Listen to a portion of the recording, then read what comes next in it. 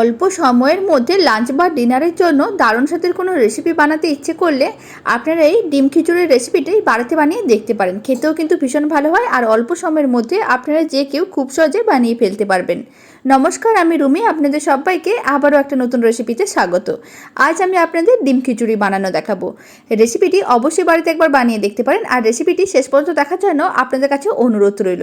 আর এই ডিম খিচুড়ির রেসিপিটি ভালো লাগলে চ্যানেলটি সাবস্ক্রাইব করে নেবেন, পাশে থাকা বেল আইকনটি প্রেস করে নেবেন নতুন রেসিপির আপডেট সবার আগে পাওয়ার জন্য।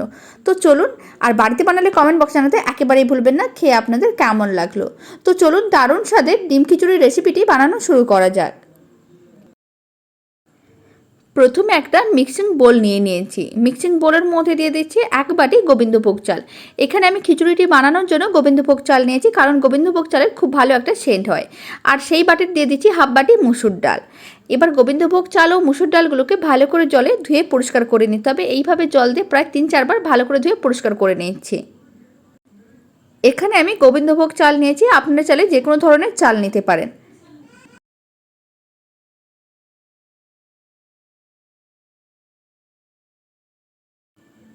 চাল ও ডালগুলোকে 3-4 বার জল দিয়ে ভালো করে ধুয়ে পরিষ্কার করে নিয়েছি।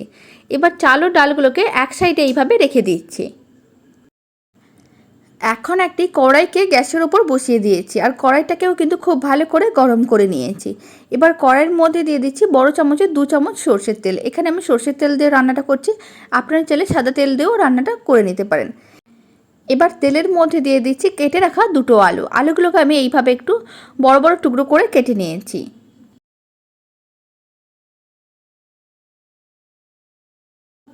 আর দিয়ে দিচ্ছি 4টে সেদ্ধ করে রাখা ডিম।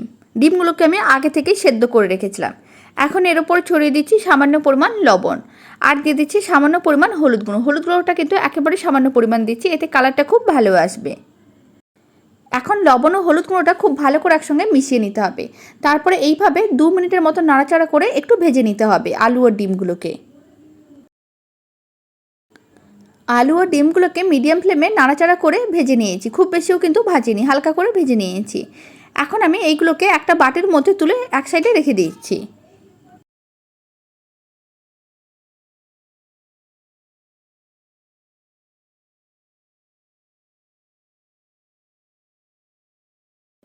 এবার কড়াইতে বাকি যে তেলটা আছে সেই তেলের মধ্যে দিয়ে দিচ্ছি একটা বড় সাইজের কুচনো পেঁয়াজ।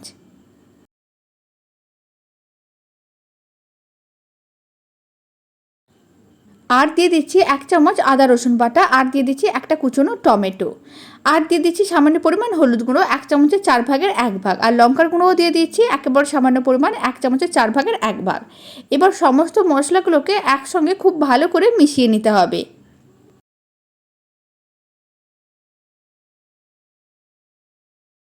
মশলাগুলোকে ভালো করে মিশিয়ে নেওয়ার পরে মশলাগুলোকে হাই টু মিডিয়াম ফ্লেমে এইভাবে 1 মিনিটের মতো নাড়াচাড়া করে মশলাগুলোকে একটু ভেজে নিচ্ছি। মশলাগুলোকে মিডিয়াম টু হাই ফ্লেমে কন্টিনিউ নাড়াচাড়া করে একটু ভাজা ভাজা করে নিয়েছি। এখন মশলাগুলোকে আবার একবার ভালো করে মিশিয়ে নিতে হবে।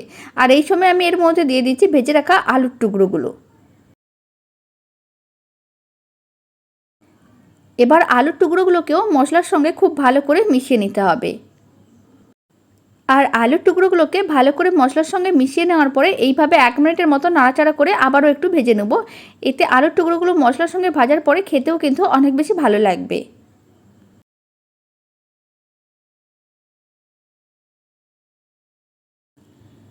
আলুর টুকরোগুলো মশলার সঙ্গে নাড়াচাড়া করে ভেজে নিয়েছি। এখন আমি এর মধ্যে দিয়ে দিচ্ছি ধুয়ে রাখা চাল ও ডালগুলো আর দিয়ে দিচ্ছি স্বাদ অনুযায়ী লবণ। প্রথমে রান্নার সময় কিছুটা পরিমাণ লবণ দিয়েছিলাম, তাই আমি এখানে 1/2 চামচ লবণ দিয়ে দিলাম। আবারও সমস্ত কিছু একসঙ্গে ভালো করে মিশিয়ে নিতে হবে। আর ভালো করে মিশিয়ে নেওয়ার পরে চাল ও ডালগুলোকে এইভাবে হাই ফ্লেমে 1 মিনিটের মতো নাড়াচাড়া করে একটু ভেজে নিতে হবে।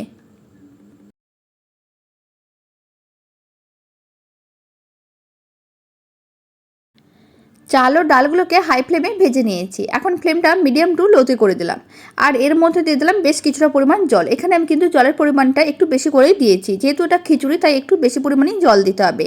আর দিয়ে দিলাম 4টে কাঁচা লঙ্কা। এখন সমস্ত কিছু একসঙ্গে খুব ভালো করে মিশিয়ে নেব। আর ভালো করে মিশিয়ে নেওয়ার পরে কড়াইয়ের ঢাকনাটা বন্ধ করে এইভাবে মিডিয়াম টু হাই ফ্লেমে 10 মিনিটের মতন রেখে দিচ্ছি। এতে সমস্ত কিছু কিন্তু খুব ভালো করে সেদ্ধ হয়ে যাবে। 10 মিনিট পরে আমি আপনাদের দেখাচ্ছি। আর ডিমগুলো যেহেতু আগে থেকে সেদ্ধ করা আছে, তাই ডিমগুলো কিন্তু এখন দেওয়ার দরকার নেই। এবার আমি আপনাদের 10 মিনিট পরে দেখাচ্ছি।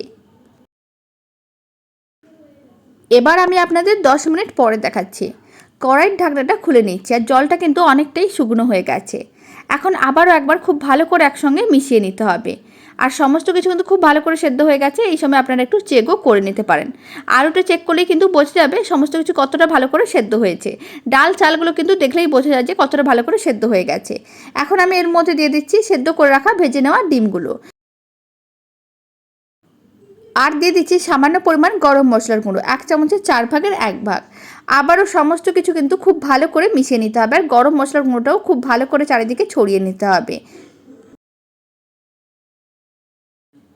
গরম মশলার গুঁড়োটাও খুব ভালো করে মেশানো হয়ে গেছে। এখন মিডিয়াম টু হাই ফ্লেমে আবারও কিন্তু এইভাবে 1 মিনিটের মতন রান্না করে নিতে হবে। 1 মিনিট পরে আমি আপনাদের আবারও দেখাচ্ছি। গরম মশলার গুঁড়োটা দেওয়ার পরে যদি ফ্লেমটা বন্ধ করে দেওয়া হয়, তাহলে কিন্তু গরম মশলার গন্ধটা বেশি পরিমাণে লাগবে। তাই এইভাবে 1 মিনিটের মতন রান্না করে নিয়েছি। এখন আমি এর মধ্যে দিয়ে দিলাম 1 চামচ ঘি। অল্প পরিমাণ ঘি দিলে খিচুড়িটা খেতে কিন্তু অনেক বেশি ভালো লাগবে।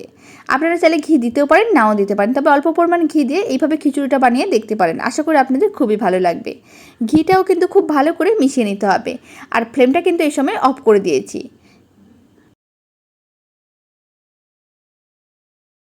ঘিটাও খুব ভালো করে মেশানো হয়ে গেছে। ডিম খিচুড়িটা কিন্তু একেবারেই রেডি। এখন আমি একটা প্লেটের মধ্যে সার্ভ করে নিচ্ছি।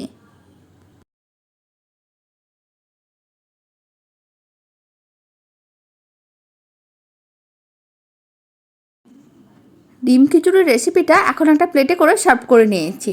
রেসিপিটা শেষ পর্যন্ত দেখার জন্য আপনাদের অসংখ্য ধন্যবাদ। রেসিপিটি বাড়িতে বানালে কমেন্ট বক্সে জানাতে একেবারেই ভুলবেন না খেয়ে আপনাদের কেমন লাগলো। আর ভালো লাগলে চ্যানেলটি সাবস্ক্রাইব করে নেওয়ার অনুরোধ রইল।